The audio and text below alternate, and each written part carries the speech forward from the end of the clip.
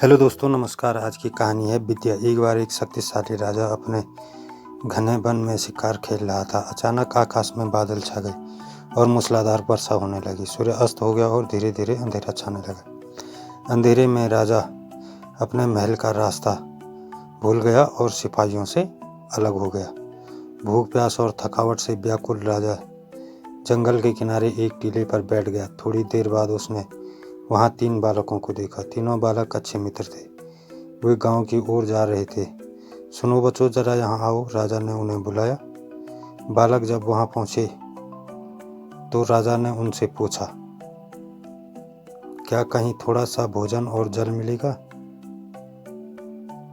मैं बहुत प्यासा हूँ और भूख भी बहुत लगी है।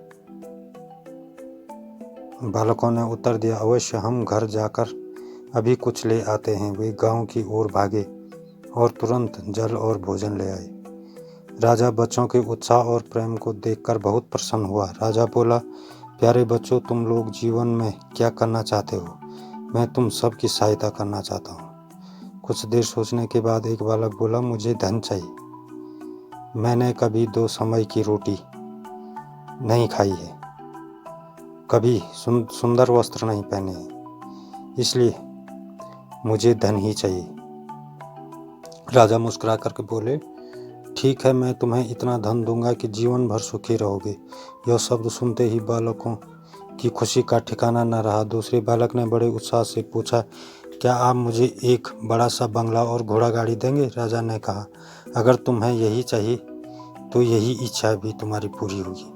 तीसरे बालक ने कहा, मुझे न तो धन चाहिए न गाड़ी बंगला चाहिए, मुझे तो ऐसा आशीर्वाद दीजिए जिससे मैं पढ़ लिख कर विद्वान बन सकूं और शिक्षा समाप्त होने पर अपने देश की सेवा कर सकूं। तीसरे बालक की इच्छा सुनकर राजा बहुत प्रभावित हुआ। उसने उसके लिए उत्तम शिक्षा का प्रबंध किया।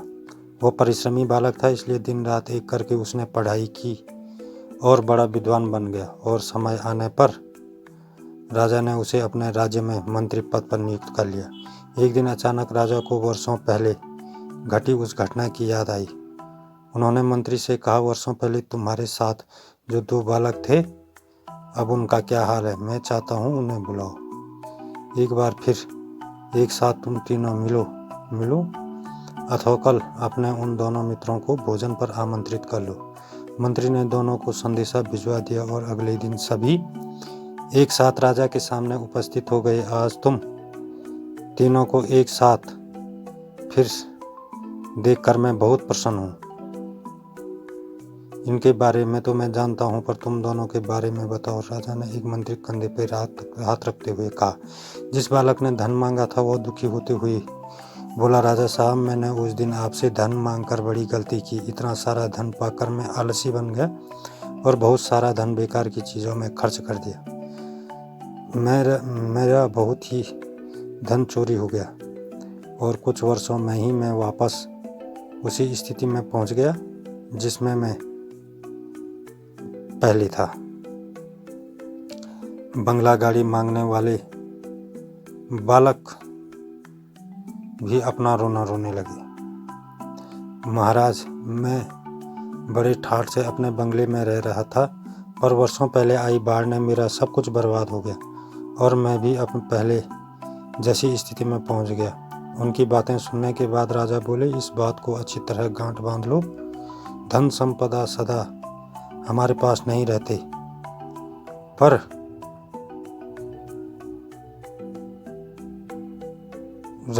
जीवन भर मनुष्य के काम आता है और उसके कोई चुरा नहीं सकता। शिक्षा ही मानव को विद्वान और बड़ा आदमी बनाती है, इसलिए सबसे बड़ा धन विद्या ही है। दोस्तों, लाइक, शेयर और सब्सक्राइब जरूर करें। धन्यवाद।